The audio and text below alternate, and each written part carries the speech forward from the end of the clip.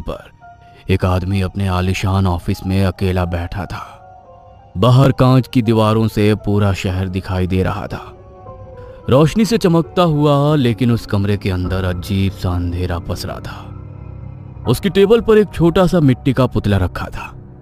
पुतले की आंखों पर काला रिबन बंधा था और उसके सीने में 3 सुइयां चुभी हुई थी। ये यहां कैसे? कौन लाया इसे? गार्ड, वॉचमैन कोई है? अनिल मल्होत्रा का नाम शहर के सबसे बड़े बिजनेसमैन में गिना जाता था। उसकी कंपनी वीएम इंडस्ट्रीज तेजी से बढ़ रही थी। सर, आप अपनी सफलता का श्रेय किसे देंगे? अपनी सफलता का श्रेय मैं खुद को दूंगा, क्योंकि मेरी मेहनत, मेरा तजुर्बा और मेरी किस्मत तीनों का शानदार कॉम्बिनेशन है मेरी सक्सेस। अनिल सर, सच कह रहे हैं आप। महंगी कारें, बड़ा बंगला, आलीशान ऑफिस, अनिल सर के पास सब कुछ है। फिर भी कुछ तो ऐसा होगा जो आपको भीतर भीतर परेशान करता होगा। पत्रकार के इस सवाल पर अनिल मल्होत्रा चुप हो गया। वो कोई जवाब नहीं दे पाया, मगर सच में एक चीज थी जो उसे अंदर से जला रही थी। वो था उसका प्रतिद्वंदी नमन अग्रवाल। ऐसा कुछ भी नहीं है। Next question please. आपके बिजनेस राइवल अमन अग्रवाल सर की कंपनी अचानक तेजी से बढ़ने लगी है। उन्हें हर प्रोजेक्ट में एक के बाद एक सफलता मिल रही है, मगर आपके कुछ प्रोजेक्ट फेल हो रहे हैं। इसके पीछे की क्या वजह है? अब ये तो बिजनेस है, कभी कुछ चलता रहता है। अब देखते हैं आगे का कॉन्ट्रैक्ट कैसे मिलता है। कहते हुए अनिल ने प्रेस कॉन्फ्रेंस खत्म की और अपने ऑफिस आ गया। ऑफिस में उसके कॉलीग उसका इंतजार कर रहे थे, क्योंकि आज एक और कॉन्ट्रैक्ट नमन को मिला था, अनिल को नहीं। जैसे ही अनिल ऑफिस पहुंचा और ये खबर उसे मिली, उसने गुस्से में फाइल फेंक दी। यह कैसे हो सकता है? यह तीसरा कॉन्ट्रैक्ट उसे मिला है और हमें नहीं। हमारी कंपनी में कोई तो है जो उसे हमारी कंपनी की कोटेशन बता रहा है। सर, इस बार तो कोटेशन पूरी तरह से डिस्क्लोज थे। आपके अलावा किसी को भी नहीं पता था।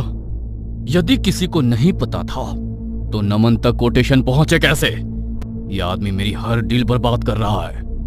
कहते हुए अनिल की आंखें लाल हो गई। धीरे धीरे अनिल के दिमाग में एक अजीब सोच बैठ गई। उसे लगने लगा नमन ने उस पर, उसके कारोबार पर नजर लगा दी है। अनिल पहले ऐसा आदमी नहीं था जो इन चीजों पर विश्वास करे, लेकिन लगातार असफलता ने उसके दिमाग को बदल दिया। एक दिन वो कार से कहीं जा रहा था।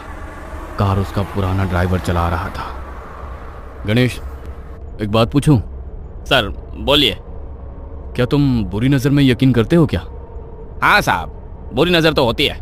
हमारे गांव में तो यहाँ तक कहते हैं कि नज़र से पत्थर भी टूट जाता है। तो नज़र से बचने के लिए क्या किया जाता है? वो साहब, वो आप क्यों जानना चाहते हैं? तुमसे जितना पूछा उसका उतना जवाब दो। साहब, मुझे एक अघोरी बाबा के बारे में पता है। लोग कहते हैं उनका उतारा कभी खाली नहीं जाता। वो शमशान में रहते हैं। उनका नज़र का उतारा तो बहुत गजब का है। शमशान के बारे में सुनकर अनिल कुछ देर चुप रहा। वो कुछ नहीं बोला तो ड्राइवर भी चुपचाप गाड़ी चलाने लगा। कुछ देर बाद अचानक से अनिल बोला, गणेश, कार रोको। क्या हुआ साहब? क्या तुम उनसे मुझे मिलवा सकते हो? हाँ, मगर आप उनसे क्यों मिलना चाहते हैं? अपने ड्राइवर गणेश का सवाल सुन अनिल उसे घूरते हुए देखने लगा तो ड्राइवर उसे कार से शहर से बाहर एक पुराने शमशान घाट में ले गया। रात के वक्त चारों तरफ धुंध थी। हवा में जली हुई चिता की गंध थी। दूर एक आग जल रही थी। आग के सामने बैठा था एक अघोरी। सिर पर जटाएं, पूरे शरीर पर राख और आंखें इतनी गहरी कि जैसे अंधेरा उनमें समा गया हो। अनिल धीरे से आगे बढ़ा। अघोरी ने अनिल और उसके ड्राइवर को घूरते हुए देखा और जलती चिता में से एक लकड़ी निकालकर अनिल के चेहरे के पास ले गया। अनिल बिना डरे वहीं खड़ा रहा। उसने पलकें भी नहीं झपकाई। यहाँ क्यों आया है? बाबा, मुझे आपकी मदद चाहिए। अघोरी ने बिना उसकी तरफ देखे वो लकड़ी वापस चिता में डाली और सिंदूर से एक आकृति बनाते हुए कहा, नहीं, मदद नहीं, बदला चाहिए तुझे, बदला। उस अघोरी बाबा की बातें सुनकर अनिल चौंक गया। अघोरी धीरे धीरे मुस्कुराया, फिर अपने झोले में से मिट्टी और राख निकाली। अब ये मत पूछना कि मुझे कैसे पता। मैं सबके मन की बात जानता हूं। तुम्हारे मन की आग यहां से भी दिख रही है। जब आप सब जानते ही हैं तो मुझे कोई उपाय बताओ। अनिल का सवाल सुनकर भी अघोरी बाबा कुछ देर चुप रहे। अनिल उनकी चुप्पी से परेशान हो कभी उन्हें देखता तो कभी अपने ड्राइवर को। कुछ देर बाद फिर अघोरी ने उस मिट्टी और राख से एक छोटा सा पुतला बनाया। यह नजर का टोटका है। इस पुतले में तुम्हारी सारी समस्या का समाधान है। अघोरी की बातें सुनकर अनिल की आंखें चमक उठी। वो पुतले को हाथ में ले अघोरी से सवाल पूछने लगा। बाबा, इससे क्या होगा? जिसकी फोटो इस पुतले पर होगी उसकी किस्मत धीरे धीरे खत्म होने लगेगी और बदकिस्मती उसके दरवाजे पर दस्तक देगी। यह सुन अनिल की आंखों में चमक आ गई, मगर बाबा की आवाज अचानक गंभीर हो गई। यह नजर का उतारा शमशान की मिट्टी और चिता की राख से बना है। यह तुम्हें भी डराने की कोशिश करेगा, मगर तुम्हें किसी भी हाल में डरना नहीं है। मगर ऐसा क्यों? अगर तुम्हारे मन में जरा सा भी डर आया तो ये जादू पलट जाएगा, फिर तुम्हारे बुरे दिन शुरू होंगे। अघोरी की बातें सुन अनिल हंस पड़ा। उसने अघोरी बाबा की ओर देखा और पास खड़े अपने ड्राइवर की ओर देखा। ड्राइवर की आंखों में डर था, मगर अनिल की आंखों में चमक थी। मैं डरने वालों में से नहीं हूं। वो तो मैंने तुझे परख लिया। कहते हुए अघोरी ने पुतले पर नमन की फोटो लगाई और 3 सुइयां चुभो दी। पास ही जल रही चिता की आग अचानक तेज भड़क उठी। कुछ ही हफ्तों में सब बदलने लगा। नमन के प्रोजेक्ट फेल होने लगे, उसकी कंपनी में नुकसान होने लगा, उसकी कार का एक्सीडेंट भी हो गया। अचानक से सब कुछ बुरा मेरे साथ ही कैसे हो रहा है? मैंने तो कभी किसी का बुरा नहीं चाहा, फिर मेरे साथ ही क्यों? वहीं दूसरी तरफ अनिल की किस्मत चमकने लगी। नए कॉन्ट्रैक्ट, नया बंगला, बड़ा ऑफिस, हर जगह उसकी जीत हो रही थी। अनिल बहुत खुश था। उस एक रात ने मेरी किस्मत बदल दी।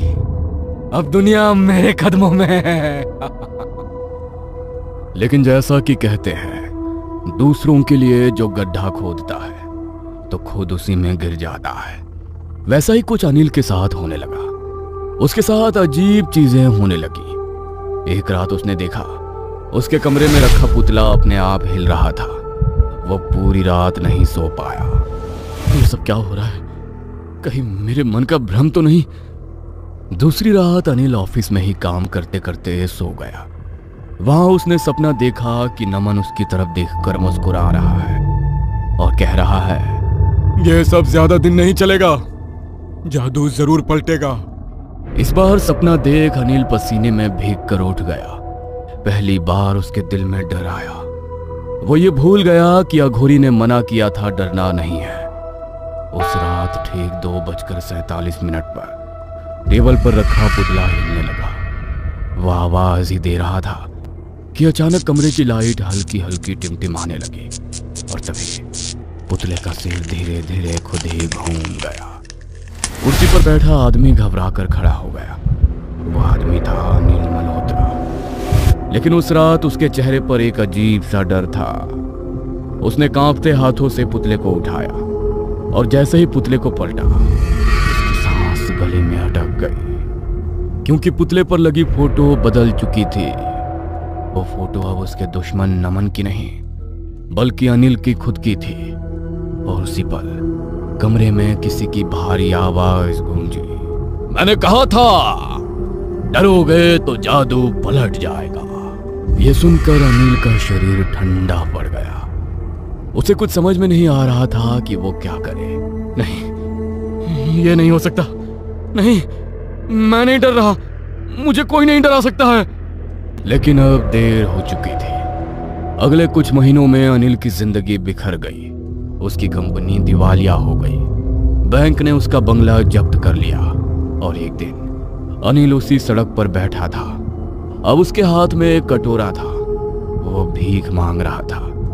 तभी उसके सामने एक आदमी आकर खड़ा हुआ। अनिल ने सिर उठाया। वो नमन था, लेकिन नमन की आंखों में अजीब चमक थी। जानते हो अनिल, मैंने तुम्हारा बुरा करने के लिए कभी कुछ नहीं किया, सब तुम्हारा ही किया है। तुम्हें किसी ने बर्बाद नहीं किया, ये सब तुम्हारी अपनी नजर का असर है। कहते हुए नमन ने उस पुतले को तोड़ दिया। डरते हुए अनिल उस पुतले को जोड़ने की कोशिश कर रहा था। नमन की बातें सुनकर अनिल घबराने लगा। वो कुछ बोल पाता उसके पहले ही अचानक नमन का चेहरा अंधेरे में गायब हो गया। अनिल चीख पड़ा, लेकिन अब उसकी चीख सुनने वाला कोई नहीं था, क्योंकि जिस आग में उसने किसी और को जलाना चाहा था, अब वही आग उसे अंदर से हर दिन जला रही थी।